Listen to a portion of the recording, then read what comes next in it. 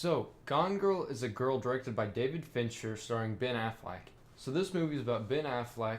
He is a husband, just a normal guy, with his wife, and all of a sudden he comes home one day and his wife's gone, is missing, and it seems to be a sign like a crime scene that shows struggle and whatnot. No one knows like if it was a murder or a kidnapping or what. And so Ben Affleck's just like, okay, I guess let's find my wife then. And it's kind of weird when that happens at the beginning, but it makes sense in the story later. I don't want to spoil it for you, so I'm not going to say in this review, but it does make sense later in the story. But anyway, so people are basically don't know what happened to his wife. He don't know what happens to his wife, but people are speculating if it was him even or if it was someone else. That there's like this detective lady. She's pretty cool. She's got has like these little she's kind of almost comic relief but not. So it's kind of weird. But she's basically wondering if this guy actually kidnapped and killed his wife or whatnot, or if something else happened, if someone else did it. But she's starting to think that it was him. So this story, David Fincher's really good at telling stories. He's done Social Network, he's done Fight Club, he's doing House of Cards. That's a great show.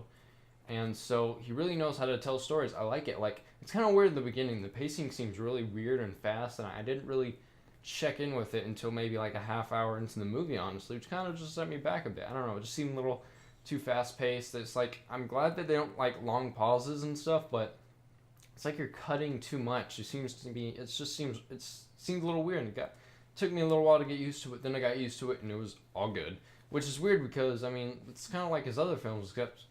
I don't know. It was just kind of, I got used to it really early along in the film. It wasn't a big deal, but this one it kind of was. I don't know. But anyways, this film story is awesome. I just love the way David Fincher tells the stories. He tells it visually, and then he also the acting's good. So it really, you just kind of get like there's good camera positioning, good cinematography, I guess. I'm not, usually I don't notice that in films today because there really is just kind of average cinematography. There really is honestly none, almost. It's just kind of like point this camera at this subject and film them doing something, and that's pretty much it. But no, this camera is either centered or it's using rule of thirds, and it's really awesome. I love it. I love how David Fincher films his movies, because he films it in 6K, which is kind of ridiculous, but he does that to crop out just in case there's something that's in the frame he doesn't want to.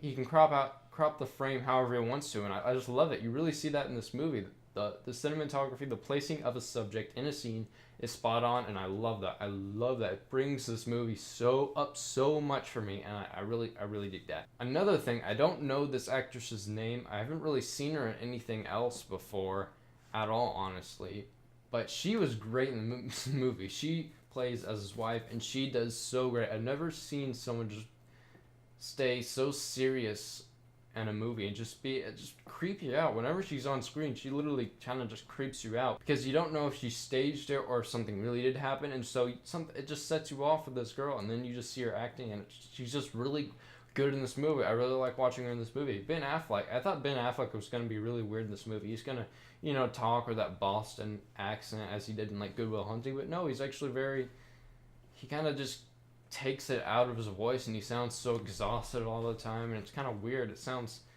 like a different person. I've never seen Ben Affleck go there before, which makes me kind of actually a little more excited for him to be Batman, because I'm really not sure about that.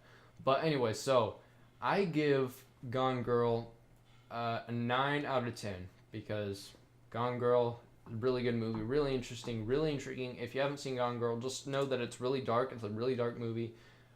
Just be aware of that. But if you are okay with that, you should go see it. It's really good. I give it a 9 out of 10. So put in the comments below or hit me up on Twitter what you think. I know I just pushed out a bit. I know I'm changing the setting of I think this might be the good. I've really, since it's only me, I have really trouble focusing the camera on me, and pretty much every video I've made has been out of focus. Even just a little bit I noticed, and it just really bugs me. I hope this one's not too out of focus.